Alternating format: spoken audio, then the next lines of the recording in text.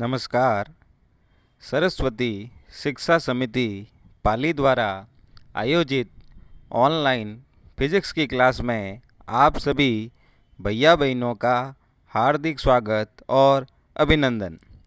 आज की कक्षा में हम अध्याय 2 गाउस का नियम एवं इसके अनुप्रयोग का तीसरा भाग पढ़ेंगे। हमने अपने पूर्व के भाग में गाउस के नियम के 2 अनुप्रयोग हमने पढ़े थे।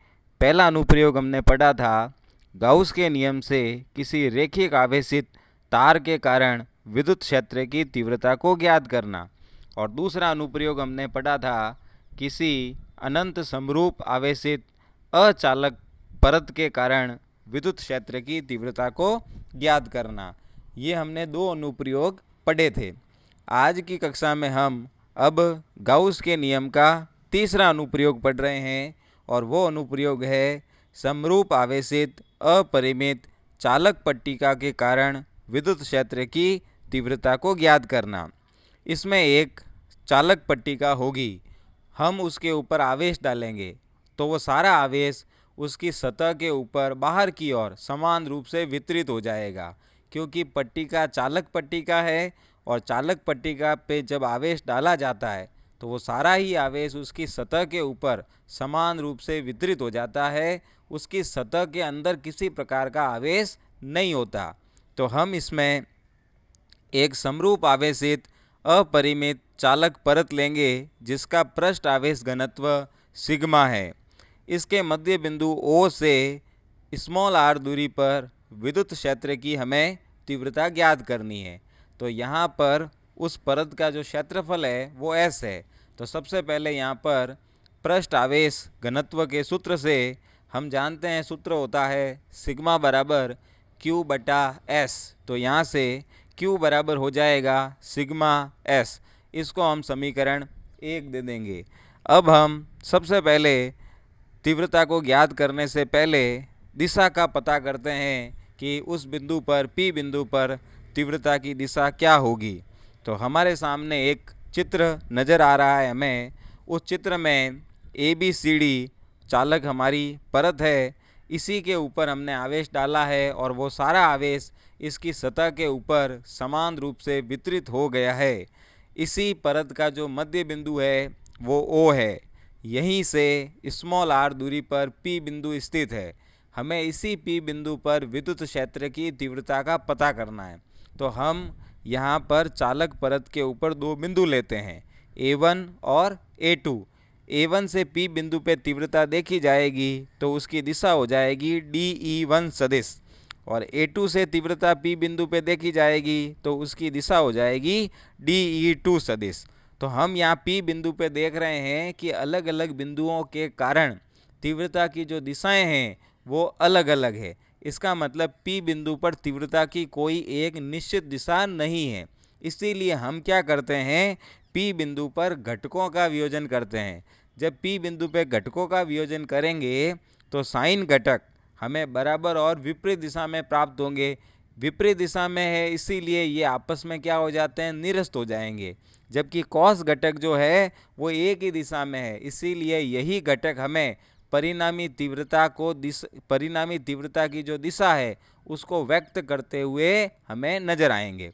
तो यहाँ से हमें पता चल गया है कि तीव्रता की जो दिशा है वो दिशा OP की दिशा में है, और ये जो दिशा है वह उस परत के लंबवत हो गई। ठीक है, तो हमें यहाँ से तीव्रता की दिशा का पता चल गया। अब हम क्या करेंगे, तीव्रता का मान ज्ञात करेंगे। तीव्रता का मान ज्ञात करने के लिए हमें गाउस ने क्या बताया था, हमें गाउस ने बताया था कि हम एक वहाँ पर पहले काल्पनिक बंद पृष्ठ का चयन करें। तो हम यहाँ पर देखिए चालक प्लेट है हमारी, उसकी सतह पर सारा आवेश पड़ा है। हमने एक बेलनाकार एक ऐसा बंद पृष्ठ मान लिया है जो परत के बाहर भी है और परत के अंदर भी है। ऐसा हमने बंद पृष्ठ मान लिया है। जो परत के अंदर वाला भाग है वो है S1 और जो बाहर है वो भाग है S2, और सतह और वक्र पृष्ठ वाले भाग को S3 से बताया है। इसका मतलब हमने इसके ऊपर 3 स्थानों का चयन किया है। ठीक है, S1 तो है अंदर, S2 है बाहर और S3 है उसकी सतह वक्र पृष्ठ के ऊपर। S1 और S2 दोनों स्थितियों में आप ध्यान से देखिए, E की दिशा और DS की दिशा एक ही दिशा में है, इसीलिए इनके बीच का जो कोण होगा उस थीटा का मान जो है वो 0 डिग्री होगा। लेकिन आप वक्र पृष्ठ पे ध्यान से देखिए, E की दिशा और DS की दिशा जो है वो एक दूसरे के लंबवत है, इसीलिए यहाँ पर थीटा का मान जो होगा वो 90 डिग्री होगा। साथ में आप ES1 की जगह पे देखिए, वो वाला भाग जो है अंदर की ओर है और अंदर चालक परत के अंदर विद्युत क्षेत्र होता ही नहीं है, आवेश होता ही नहीं है, इसका मतलब वहाँ पे E का मान भी 0 होगा। तो सबसे पहले अपन विद्युत फ्लक्स का मान ज्ञात करते हैं। तो विद्युत फ्लक्स का सूत्र कहता है फाई बराबर होता है बंद पृष्ठ का समाकलन E सदिश डॉट DS सदिश। इसको हम 3 रूपों में डिवाइड कर देंगे। तो फाई बराबर बंद पृष्ठ का समाकलन E सदिश डॉट DS सदिश प्लस समाकलन E सदिश डॉट DS सदिश प्लस समाकलन E सदिश डॉट DS सदिश। अब हम इसे अदिश गुणनफल को खोल देंगे। तो हम अदिश गुणनफल को खोलेंगे तो फाई बराबर हो जाएगा समाकलन EDS कॉस थीटा प्लस समाकलन EDS कॉस थीटा प्लस समाकलन EDS कॉस थीटा। अब वे शर्तें हम यहाँ रख देंगे। तो पहले में शर्त है E का मान भी 0 होता है और वहाँ थीटा भी 0 है। दूसरे में शर्त है थीटा का मान 0 डिग्री, और तीसरा जो वक्र पृष्ठ या सतह है वहाँ थीटा बराबर 90 डिग्री है। ये सब मान हम यहाँ रख देते हैं। तो पहला पद तो E का मान 0 रखने से पूरा ही 0 हो गया है, दूसरे में हमने 0 डिग्री रखा है तो EDS कॉस 0 डिग्री हो गया है, और प्लस तीसरे में हमने 90 डिग्री रखा तो EDS कॉस 90 हो गया है। कॉस 0 का मान 1 हो जाएगा और कॉस 90 का मान 0 हो जाएगा। तो फाई बराबर हो गया बंद पृष्ठ का समाकलन EDS, पहला पद ही बचा है इसमें, तो अब यहाँ से E का समाकलन नहीं होगा, बाहर आ जाएगा। तो फाई बराबर हो जाएगा E समाकलन DS का समाकलन करेंगे तो S हो जाएगा। तो फाई बराबर हो गया ES, इसे समीकरण नंबर हमने 2 दे दिया। अब गाउस के नियम से हम क्या जानते हैं? गाउस के नियम से हम जानते हैं फाई बराबर होता है Q बटा एप्सिलॉन 0, इसको समीकरण नंबर 3 दे दिया। 2 व 3 की हम तुलना कर देंगे तो 2 व 3 की तुलना करने से हो जाएगा ES बराबर Q बटा एप्सिलॉन 0। अब यहाँ पे जो Q नज़र आ रहा है, इस Q का मान हमने समीकरण 1 में निकाल रखा है। Q बराबर होता है सिग्मा S, वो मान हम यहाँ रख देंगे। तो ES बराबर हो जाएगा सिग्मा S बटे एप्सिलॉन 0, S से S कट जाएगा तो E बराबर आ जाएगा सिग्मा बटे एप्सिलॉन 0। ये समीकरण नंबर 4 हो गया, और यही उस P बिंदु पर विद्युत क्षेत्र की तीव्रता का मान हो जाएगा। तो हमें एक चालक परत के कारण जो P बिंदु पर तीव्रता का मान ज्ञात करना था, वो तीव्रता का मान यही हो जाएगा, E बराबर सिग्मा बटे एप्सिलॉन 0। इसको हम सदिश रूप में भी लिख सकते हैं। तो E सदिश बराबर हो जाएगा सिग्मा बटा एप्सिलॉन 0 n कैप, इसको समीकरण नंबर 5 दे देंगे। यहाँ n कैप जो है वो एकांक सदिश है, एकांक सदिश है। अब हम इनका ग्राफ खींचते हैं। तो ग्राफ खींचेंगे तो हम 2 ग्राफ खींच रहे हैं। पहला ग्राफ है E व R के मध्य में, सूत्र में R नज़र नहीं आ रहा है भी नहीं, इसका मतलब तीव्रता का मान दूरी के साथ नियत रहता है, कांस्टेंट रहता है, नहीं बदलता है। तो हमने जो ग्राफ खींचा है वो क्षैतिज में हमें एक रेखा प्राप्त हो रही है। लेकिन दूसरा ग्राफ हमने खींचा है E व सिग्मा के मध्य में। सूत्र में हम ध्यान से देखें, ये दोनों एक दूसरे के समानुपाती है, और जब दोनों एक दूसरे के समानुपाती है तो इसका ग्राफ जो आएगा वो बढ़ती हुई रेखा आएगा। तो इसका मतलब ये होता है कि एक का मान जब बढ़ता है तो साथ में दूसरे का मान भी बढ़ रहा है। तो ये दोनों ग्राफ हमने खींच लिए हैं। इन दोनों ग्राफों से हमें ये पता चल रहा है कि यह मान E व सिग्मा के ऊपर निर्भर करता है, जबकि E व R के ऊपर निर्भर नहीं करता है।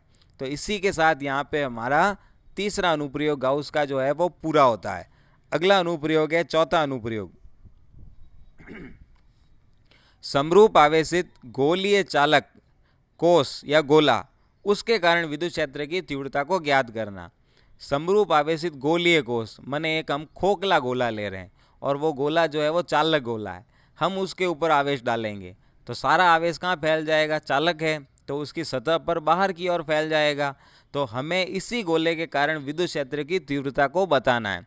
तो हम चित्र में ध्यान से देखिए, एक कैपिटल R त्रिज्या का हमने एक चालक गोला लिया है, इसका मध्य बिंदु O है। हमने इसके ऊपर क्यू आवेश डाल दिया है तो वो सारा आवेश इसकी सतह पर फैल गया है ऊपर की ओर। हमें इसी चालक गोले के कारण अब 3 स्थितियों पर, सबसे पहली स्थिति गोले की सतह के बाहर, पहली स्थिति वहाँ पर हमें तीव्रता बतानी है। दूसरा, इसकी सतह के ऊपर हमें तीव्रता को बताना है। और तीसरा, इसकी सतह के अंदर कोई भी बिंदु वहाँ पे ले लेंगे, वहाँ पे हमें तीव्रता को बताना है। तो 3 स्थितियों में हमें तीव्रता को बताना है। तो हम क्या लिखेंगे, माना आर त्रिज्या का एक गोलीय कोश या खोखला गोला या चालक गोला है, उसको हमने क्यू आवेश दिया है। ये सारा ही आवेश उसके पृष्ठ पर समान रूप से वितरित हो गया है और हमें इसी गोले की सतह के बाहर स्थित बिंदु पर, सतह पर स्थित बिंदु पर, और तीसरा सतह के अंदर स्थित बिंदु पर विद्युत क्षेत्र की तीव्रता को ज्ञात करना है। तो सबसे पहले हम ज्ञात करेंगे बाहर स्थित बिंदु पर विद्युत क्षेत्र की तीव्रता। तो नंबर 1 लेते हैं, गोले के बाहर स्थित बिंदु पर विद्युत क्षेत्र की तीव्रता। चित्र में ध्यान से देखिए, बाहर जो बिंदु है वो P बिंदु है और मध्य बिंदु O से यहाँ तक की जो दूरी है वो स्मॉल r है, और ये स्मॉल r जो है वो कैपिटल R से देखो बड़ी है, इसीलिए हमने लिख दिया है small r greater than capital R। इस P बिंदु पर हमें तीव्रता बतानी है। तो गाउस ने कहा था कि तीव्रता ज्ञात करने के लिए एक बंद पृष्ठ का चयन कीजिए। तो हमने यहाँ पे उसी P बिंदु पर एक बंद पृष्ठ का चयन किया है, वो गोले की आकृति है जिसको डैश डैश करके बताया गया है। इसी की सतह पर E की दिशा और DS की दिशा दोनों एक ही दिशा में है, इसका मतलब इनके मध्य का कोण जो होगा वो 0 डिग्री होगा। तो सबसे पहले अब हम इस बंद पृष्ठ से संबंधित विद्युत फ्लक्स का मान बताते हैं। तो सूत्र, विद्युत फ्लक्स के सूत्र से फाई बराबर समाकलन बंद पृष्ठ का E सदिश डॉट DS सदिश, खोलेंगे इसको, फाई बराबर बंद पृष्ठ का समाकलन EDS कॉस थीटा, कॉस का मान हम थीटा का मान रख देंगे, E और DS एक ही दिशा में है तो 0 डिग्री, तो मान हम रख देते हैं, थीटा का मान रखेंगे 0 डिग्री तो कॉस 0 का मान 1 हो जाएगा। तो फाई बराबर हो जाएगा बंद पृष्ठ का समाकलन EDS, E का समाकलन नहीं होगा, बाहर आ जाएगा, तो फाई बराबर E बाहर आ गया, समाकलन बंद पृष्ठ का DS। अब ये जो बंद पृष्ठ का समाकलन जो DS है गोले के लिए, इसका जो मान होता है वो 4 पाई R स्क्वायर होता है। ये मान हम यहाँ रख दें तो फाई बराबर हो गया E डॉट 4 पाई R स्क्वायर, इसको समीकरण नंबर हमने 1 दे दिया। ये फाई का मान विद्युत फ्लक्स के सूत्र से आया है। अब हम गाउस के नियम से क्या जानते हैं, गाउस का नियम कहता है फाई बराबर होता है Q बटे एप्सिलॉन 0, इसको समीकरण 2 दे देंगे। समीकरण 1 में भी फाई है और समीकरण 2 में भी फाई है, तो हम 1 व 2 की तुलना कर देंगे। तो तुलना करने से क्या होगा, E डॉट 4 पाई R स्क्वायर बराबर हो गया Q बटे एप्सिलॉन 0। हमें E का मान बताना है तो 4 पाई R स्क्वायर को बटे में भेज दें, तो E बराबर हो गया Q बटे 4 पाई R स्क्वायर एप्सिलॉन 0। अब यहाँ पे बटे में जो आपको 4 पाई एप्सिलॉन 0 नज़र आ रहा है, 4 पाई एप्सिलॉन 0 और 1 अपॉन बटे में है, 1 बटा है ये, तो इसका मान हमने पहले चैप्टर में पढ़ रखा है, 1 बटा 4 पाई एप्सिलॉन 0 जो होता है उसका मान K होता है, निर्वात में कूलाम नियतांक इसको कहा जाता है। तो वो K हम यहाँ रख दें तो E बराबर हो जाएगा KQ बटे R स्क्वायर, इसको समीकरण 3 दे देंगे। यही उस बाहर स्थित बिंदु पर विद्युत क्षेत्र की तीव्रता होगी। इसको हम सदिश रूप में भी लिख सकते हैं, तो E सदिश बराबर हो गया KQ बटे R स्क्वायर R कैप, ये सदिश रूप में हो गया, इसको समीकरण नंबर हमने 4 दे दिया। ये दोनों ही समीकरण उस बाहर स्थित बिंदु पर विद्युत क्षेत्र की तीव्रताओं के मान होंगे। अब हम दूसरी स्थिति में सतह पर निकालते हैं। जब हम सतह पर आ जाते हैं तो वहाँ पर गोले की त्रिज्या कैपिटल R होती है, इसीलिए हमने स्मॉल r को कैपिटल R के बराबर कर दिया है, क्योंकि अब हम सतह पर आ गए हैं। तो सतह पर आने से क्या हो गया, स्मॉल r बराबर हो गई कैपिटल R, क्योंकि गोले की त्रिज्या कैपिटल R है। जब हम ये कर लेते हैं तो हम जो अभी हमने पहली स्थिति में E का मान निकाला, उसी स्थिति में हम स्मॉल r की जगह अगर कैपिटल R रख दें तो हमें पता चल जाएगा कि सतह पे तीव्रता क्या होगी। तो हम इसको डायरेक्ट ही कर लेते हैं। समीकरण 3 में स्मॉल r की जगह कैपिटल R रख दें तो E बराबर हो जाएगा KQ बटे कैपिटल R स्क्वायर। समीकरण नंबर 5, और इसको सदिश रूप में लिख दें तो ई सदिश बराबर हो जाएगा KQ बटे capital R square R cap. समीकरण नंबर 6, ये दोनों ही मान जो होंगे वो सतह पर स्थित विद्युत क्षेत्र की तीव्रताओं के सूत्र होंगे। अब हम अंदर की बात करते हैं। तो तीसरी स्थिति, जब गोले की सतह के अंदर जब हम स्थित हैं तो वहाँ पर तीव्रता क्या होगी। तो अंदर जब आ जाएंगे तो स्मॉल r जो है वो कैपिटल R से बड़ी हो जाएगी, क्योंकि कैपिटल R जो है वो त्रिज्या है गोले की, और हम गोले के अंदर आ गए हैं, सतह के अंदर आ गए हैं, तो स्मॉल r का मान कैपिटल R से छोटा हो जाएगा। लेकिन अब हम जानते हैं कि चालक गोला जो होता है उसके ऊपर सारा जब हम आवेश डालते हैं तो वो सारा ही आवेश तो उसकी सतह पर बाहर की ओर फैलता है, अंदर बिल्कुल आवेश होता ही नहीं है। और जब अंदर आवेश होता ही नहीं है, इसका मतलब वहाँ पे तीव्रता क्या हो सकती है, नहीं हो सकती। इसीलिए E का मान जो है वो 0 हो जाएगा। समीकरण हमने 7 दे दिया। तो हमें तीनों ही स्थितियों में तीव्रता का पता चल गया, तीव्रता के मान हमें ज्ञात हो गए। अब हम इन तीनों ही स्थितियों के साथ जो दूरी का परिवर्तन होता है, तीव्रता के साथ दूरी का परिवर्तन, उसका हम एक ग्राफ खींचते हैं, और वो ग्राफ जो होता है वो इस प्रकार से कुछ होता है, चित्र में दिया हुआ है। आप देख रहे हो कि जब R बड़ी है, स्मॉल r जो है वो कैपिटल R से बड़ी है, तो ग्राफ जो है वो वक्रीय प्राप्त हुआ है। और जब स्मॉल r जो है कैपिटल R से छोटी है, वहाँ पे तीव्रता होती ही नहीं है, तो वहाँ पे ग्राफ को नहीं बताया गया है। तो कुछ ऐसा ग्राफ हमें प्राप्त होता है, ये ग्राफ हमें सीखना होगा बनाना, ठीक है। तो अब हम ये जो है चौथा अनुप्रयोग भी हमारा गाउस के नियम का जो है वो यहाँ पे समाप्त होता है, पूरा होता है। अब हम इसी अनुप्रयोगों पर आधारित आपको कुछ गृह कार्य प्रश्न दे रहे हैं, तो वो आपको कॉपी में करने हैं, मिलाने हैं। पहला प्रश्न, एक गोले के केंद्र से 20 सेंटीमीटर की दूरी पर विद्युत क्षेत्र की तीव्रता 10 वोल्ट पर मीटर है। गोला है, उसके केंद्र बिंदु से 20 सेंटीमीटर की दूरी, सेंटीमीटर को मीटर में बदलना है, और ये तीव्रता दी हुई है, मतलब E का मान दिया हुआ है 10 वोल्ट पर मीटर। गोले की त्रिज्या 5 सेंटीमीटर है, गोला जो है वो 5 सेंटीमीटर त्रिज्या का है, इसको भी मीटर में बदलना है। इसका मतलब जो वो 20 सेंटीमीटर दूरी दे रखी है वो गोले के सतह के बाहर की दे रखी है, ठीक है ना। तो वो तीव्रता का जो मान दिया हुआ है वो गोले की सतह के बाहर का दिया हुआ है। अब सवाल क्या कह रहा है, गोले के केंद्र से 8 सेंटीमीटर की दूरी पर आपको तीव्रता ज्ञात करनी है। इसका मतलब 8 सेंटीमीटर की दूरी भी कहाँ होगी, गोले की सतह के बाहर ही होगी। तो बाहर हमने तीव्रता ज्ञात करने का सूत्र क्या बताया, E बराबर KQ बटे स्मॉल r स्क्वायर। वो सूत्र यहाँ लगाना है, उत्तर आपको मिल जाएगा। दूसरा प्रश्न, 2.4 मीटर व्यास का, यहाँ पे 2.4 मीटर जो है वो व्यास है, हमें त्रिज्या निकालनी होती है, तो हम इसको आधा कर देंगे तो 1.2 हो जाएगी त्रिज्या। किसी एक समान आवेशित चालक गोले के पृष्ठ आवेश घनत्व दिया हुआ है, सिग्मा का मान दिया हुआ है 80 माइक्रोकूलाम, माइक्रो को 10 की पावर -6 लिखा करते हैं, तो 80 माइक्रोकूलाम पर मीटर स्क्वायर दिया हुआ है, सिग्मा दिया हुआ है। तो गोले का आवेश एवं गोले के पृष्ठ से निर्गत कुल विद्युत फ्लक्स बताना है। तो आपको एक तो Q बताना है और एक फाई बताना है। Q और फाई गाउस के नियम में भी हमने इसका सूत्र पढ़ा है, और 2-3 सूत्र और भी इस पार्ट में पढ़े हैं, वो यहाँ लगाएंगे दोनों, तो इसका उत्तर भी आ जाएगा। तीसरा प्रश्न, चित्रानुसार 10 सेंटीमीटर भुजा के किसी वर्ग के केंद्र से ठीक 5 सेंटीमीटर ऊंचाई पर 10 माइक्रोकूलाम का आवेश रखा है, तो इस वर्ग से गुजरने वाले विद्युत फ्लक्स का हमें परिमाण बताना है।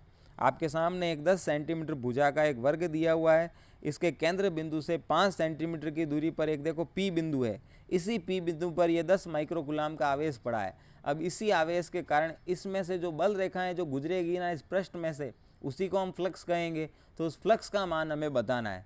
मैं आपको बता देता हूँ कि अगर ऐसे ऐसे 6 पृष्ठ मिल जाएं तो बताइए ये कौन सी आकृति हो जाएगी, ये आकृति घन बन जाएगी। लेकिन ये एक ही पृष्ठ दे रखा है, घन की आकृति में 6 पृष्ठ होते हैं, और घन की आकृति में एक पृष्ठ से गुजरने वाला जो फ्लक्स होता है उसका सूत्र होता है फाई बराबर Q बटा 6 एप्सिलॉन 0। फाई बराबर Q बटे 6 एप्सिलॉन 0, एक पृष्ठ से गुजरने वाला फ्लक्स, वही सूत्र यहाँ लगाना है, तो इसका उत्तर भी आपको मिल जाएगा। इसी के साथ आप आज की क्लास जो है वो समाप्त करता हूँ। आशा है आपको ऑनलाइन क्लासों में समझ में आ रहा होगा, और ये गृह कार्य में जो प्रश्न दिए जा रहे हैं ये आपको करने हैं। बोर्ड क्लास है, आप सभी जानते हो इसकी उपयोगिता। ठीक है, इसी के साथ धन्यवाद। अगली क्लास में हम गाउस के नियम के अगले अनुप्रयोगों को लेकर आएंगे। धन्यवाद।